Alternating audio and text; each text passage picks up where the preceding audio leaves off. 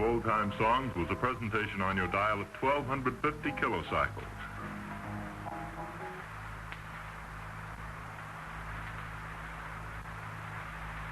WHBI, Hoyt Brothers Incorporated, Newark, New Jersey.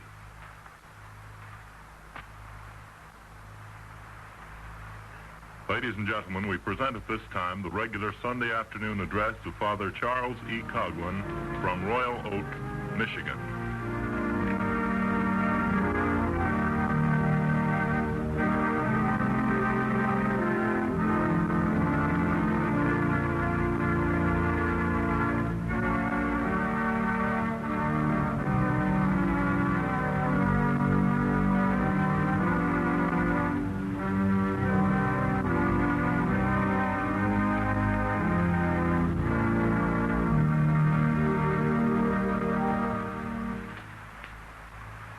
Ladies and gentlemen, as usual, Father Coughlin will bring you his regular Sunday afternoon address. In the first part of his address, he will comment upon President Roosevelt's message to Congress.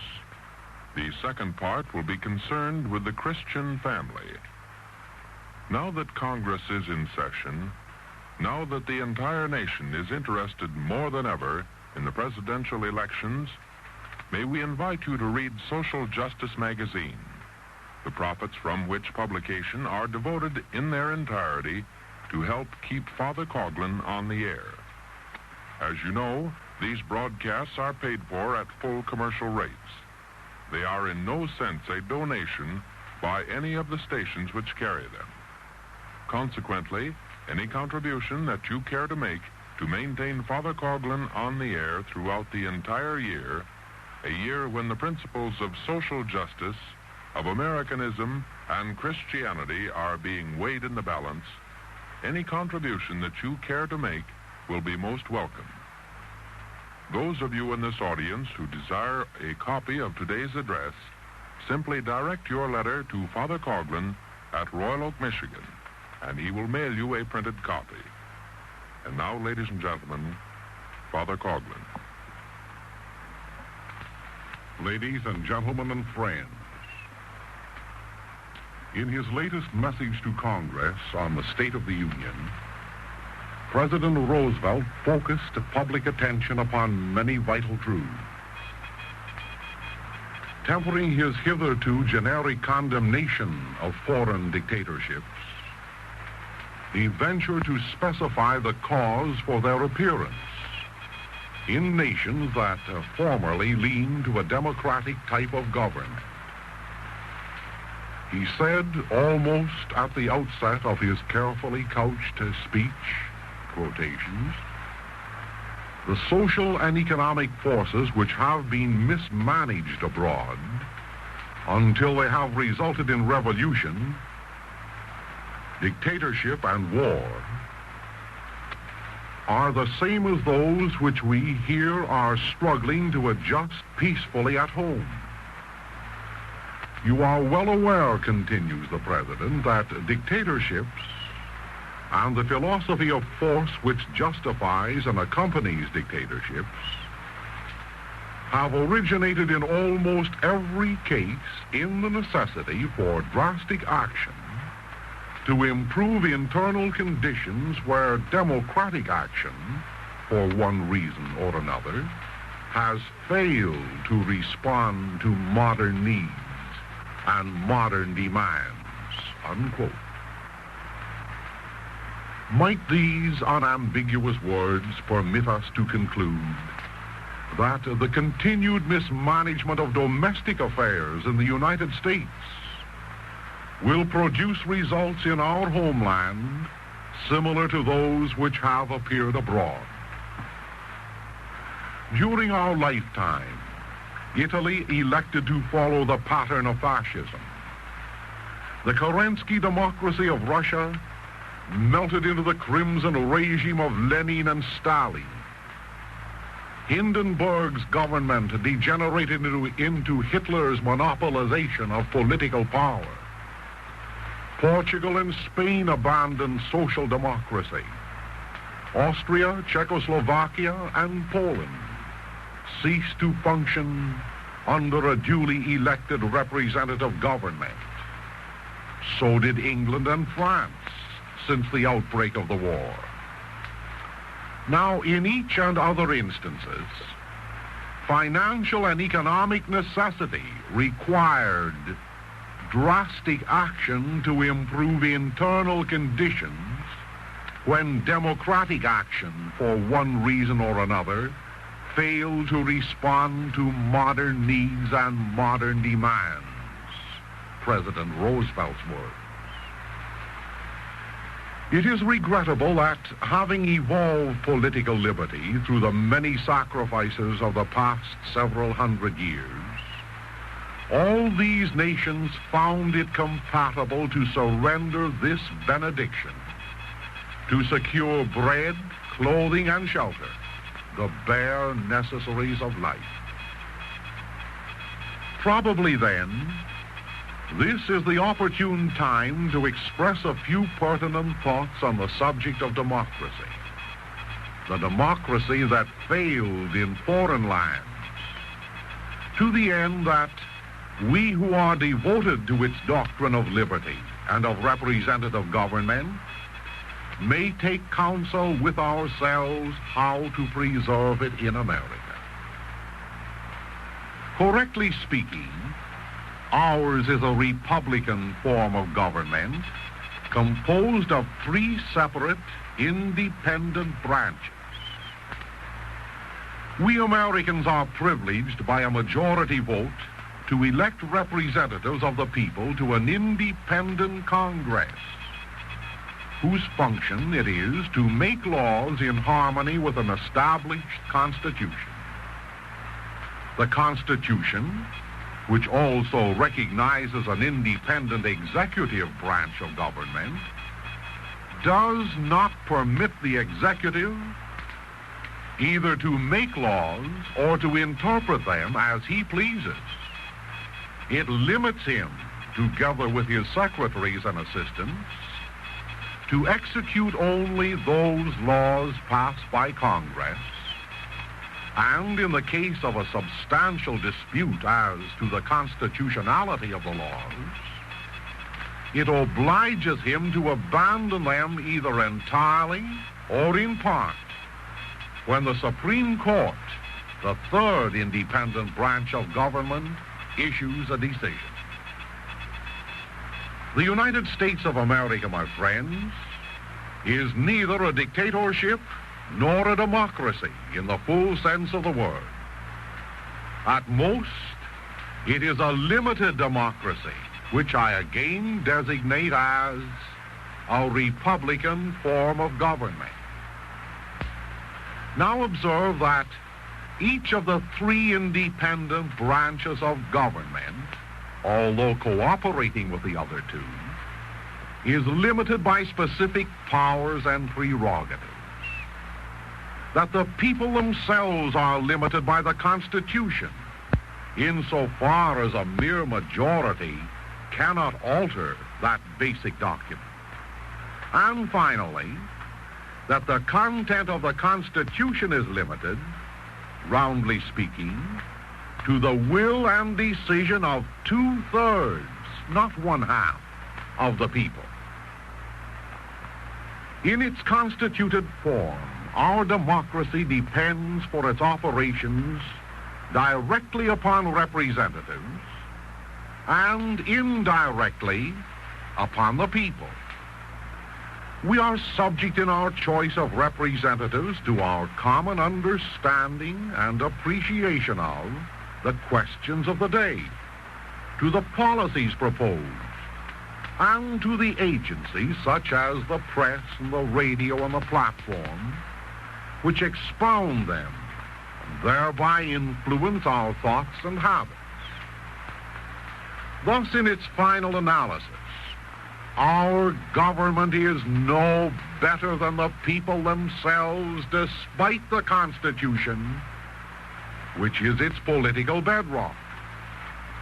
If, therefore, as Mr. Roosevelt remarked, dictatorships have originated abroad in almost every case, through the necessity for drastic action to improve internal conditions where democratic action fails, it is possibly true that the retention of democracy would have proved to be a greater menace than the adoption of dictatorship, because both the people abroad who are privileged to vote and the representatives whom they elected were no longer capable of achieving the objectives of peace, prosperity, and national happiness.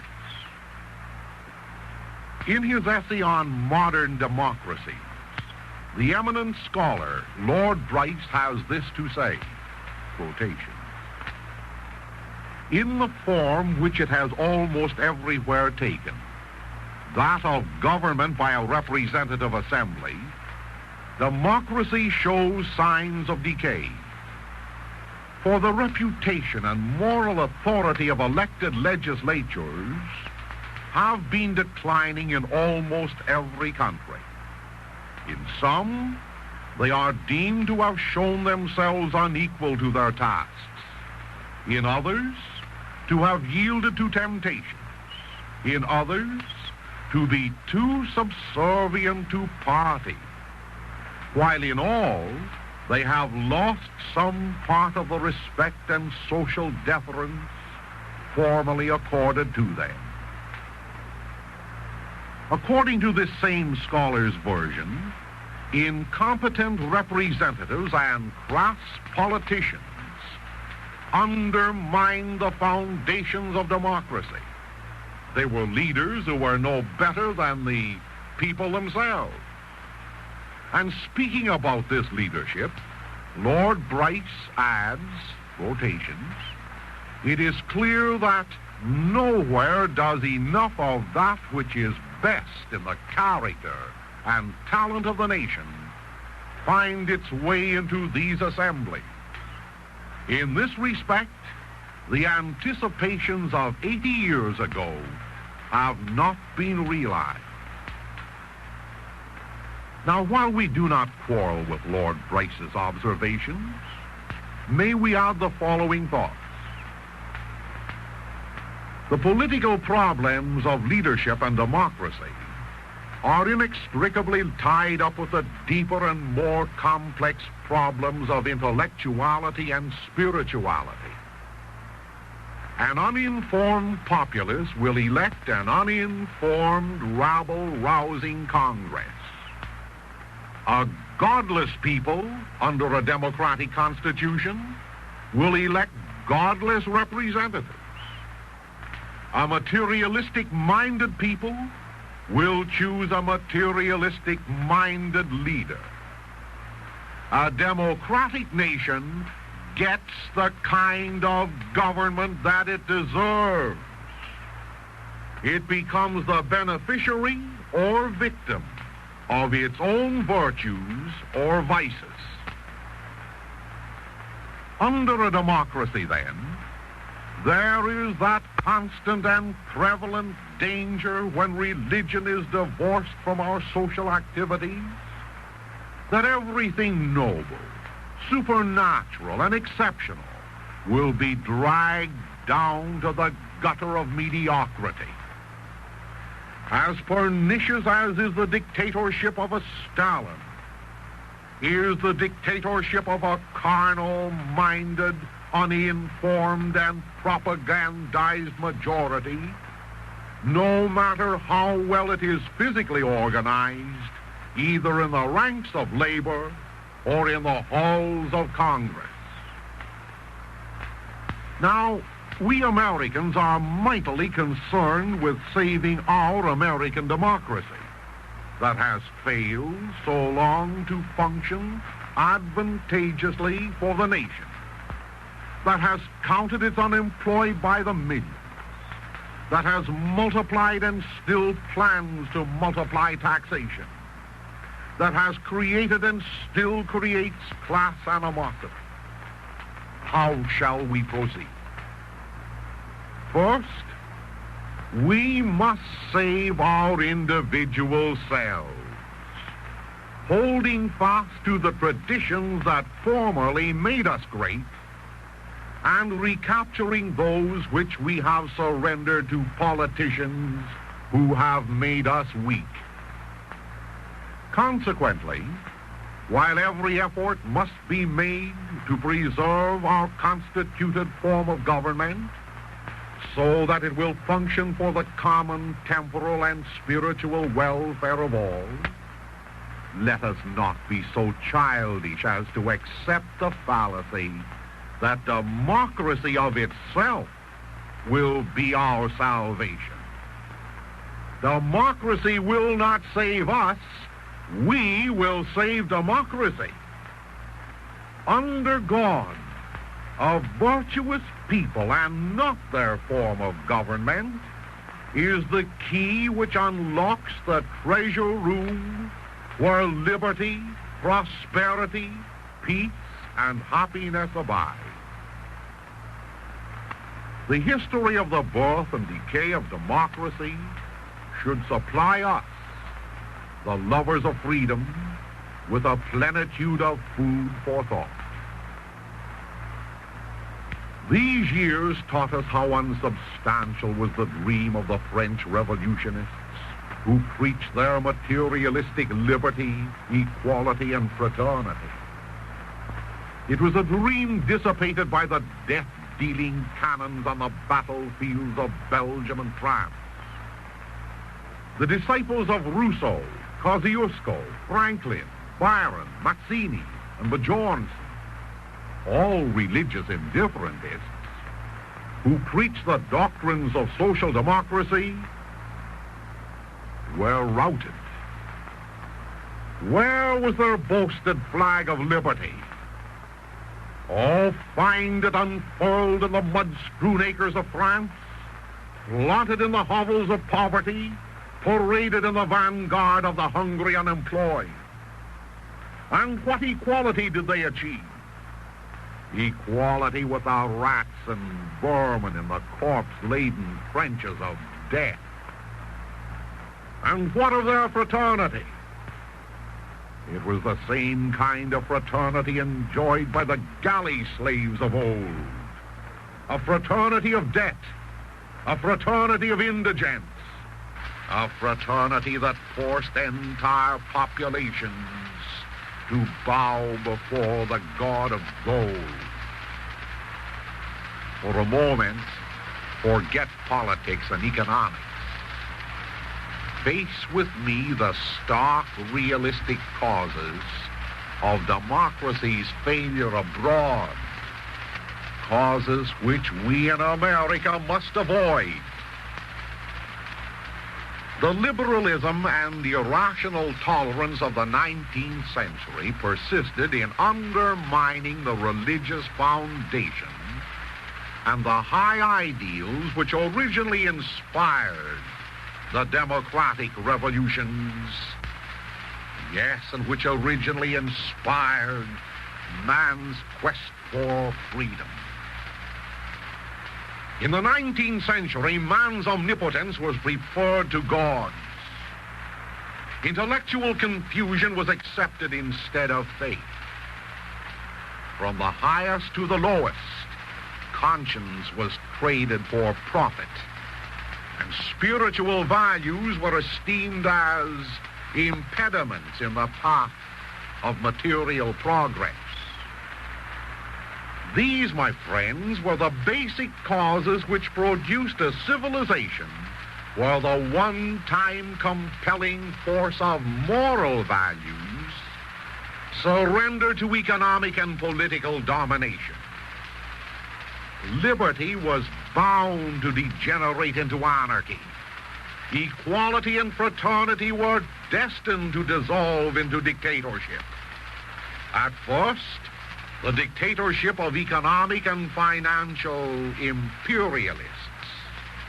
Then, that of a Lenin who at one fell swoop crystallized the godlessness of his age into the doctrines of Bolshevism.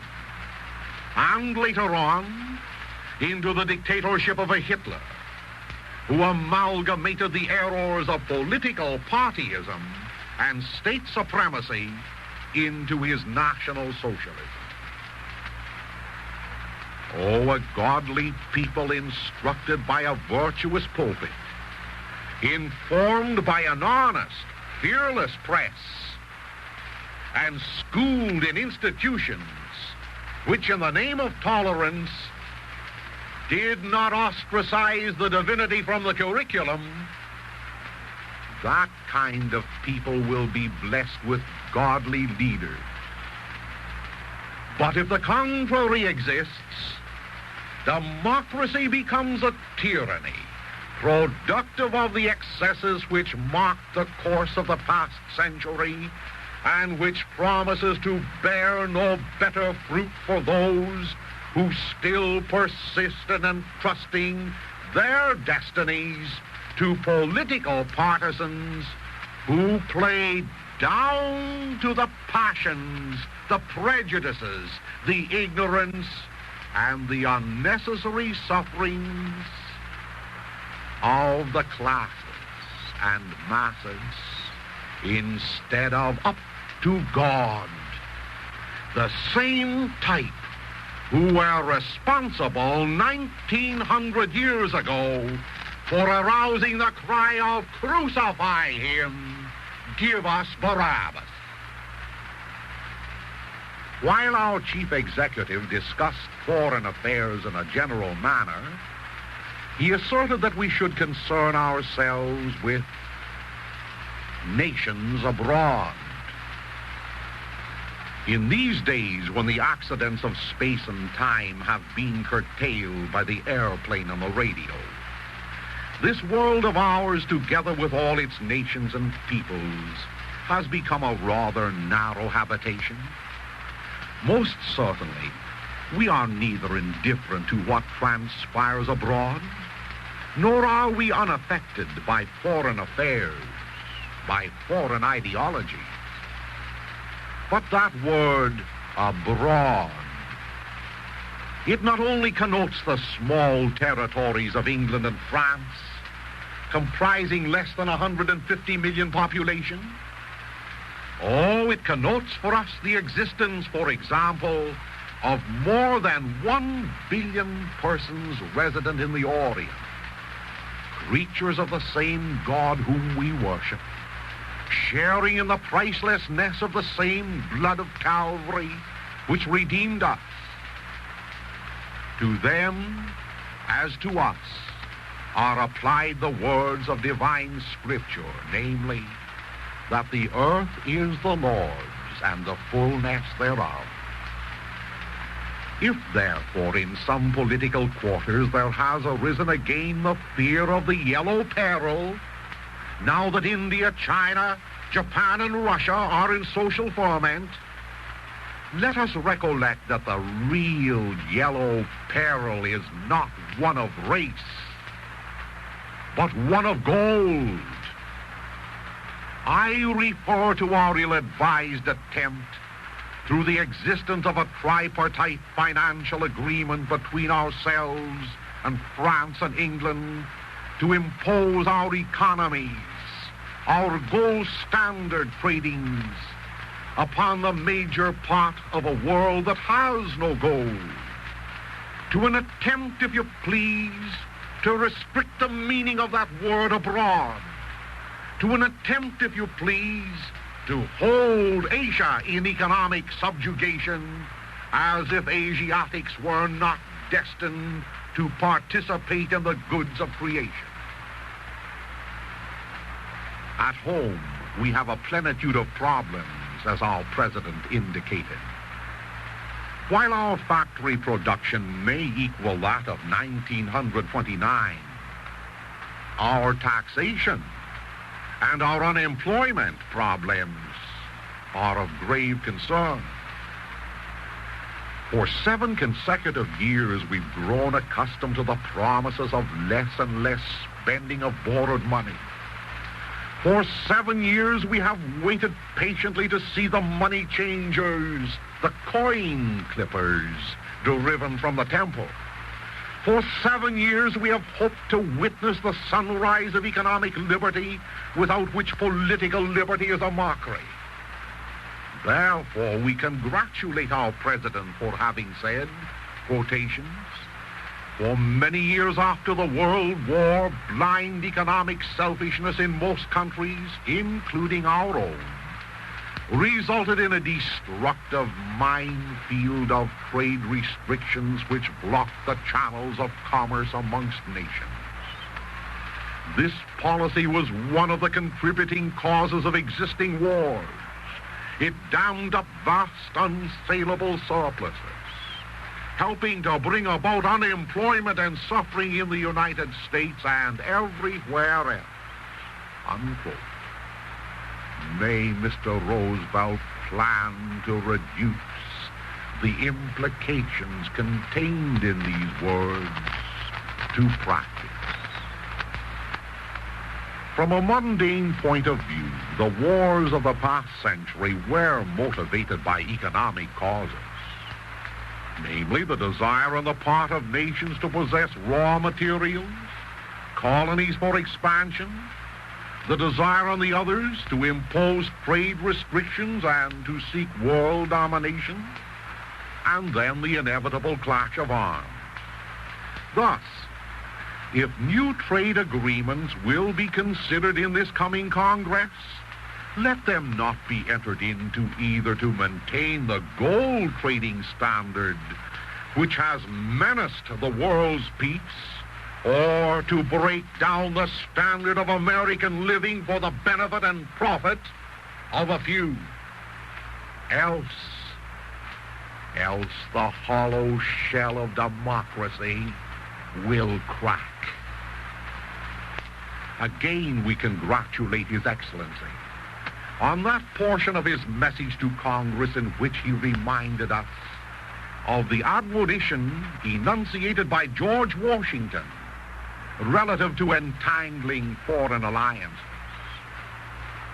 Although we vividly remember the attempts on the part of this administration to involve us in the World Court, although we presently smart economically as a result of the financial agreements entered with Britain and France by this government, it is to be hoped that his implied pledge to abide by the course originally charted by George Washington will be remarkable in years to come by its fulfillment. We are not rabid isolationists, yet we are Americans conscious of the fact that our ancestors fled Europe with its religious bigotry, its perennial poverty, and its old age wars to establish the foundations of a new nation from which these aberrations would be absent. My friends, in these days when we are witnessing the decay of democracy, which word in our American vocabulary is related to political liberty, may I reiterate how necessary it is for the people of this nation to recognize that no liberty which our ancestors won in the past is retainable unless there is a definite acceptance of the Christian truths without which freedom is impossible. Let not our spirit of democracy, which respects the rights of minorities, impel us to disrespect the rights of Almighty God, who is the most potent, the most necessary, the most vital minority in our complex civilization. Without him, we can accomplish nothing. With him, all things are possible. Although we have grown accustomed to weigh presidential messages to Congress in the same scales in which we appraise party platforms and political promises, it is to be hoped that we who are struggling almost alone to save the last vestiges of limited democracy will resolve to place patriotism above partyism, Christian morals above pagan economics, and religious principles above political expediency, to the end that we will let shine the lamp of Christ's truth to a world that has been stumbling in the rocky ravines of darkness. Time alone will tell. The advertised pronouncements of men will vanish like the morning mist. Their deeds alone will live after them. And by these deeds, future generations, yea, their own contemporaries, will appraise them. Tomorrow is the anniversary of Andrew Jackson, the 7th President of the United States. American tradition long since has revered him as one of our greatest Democrats. And the Democratic Party, of which Mr. Roosevelt is the chieftain, long since has claimed him as one of its outstanding apostles. To honor this indomitable leader, a multitude of dinners is scheduled for tomorrow evening, at which will attend the followers of the Democratic Party. Now,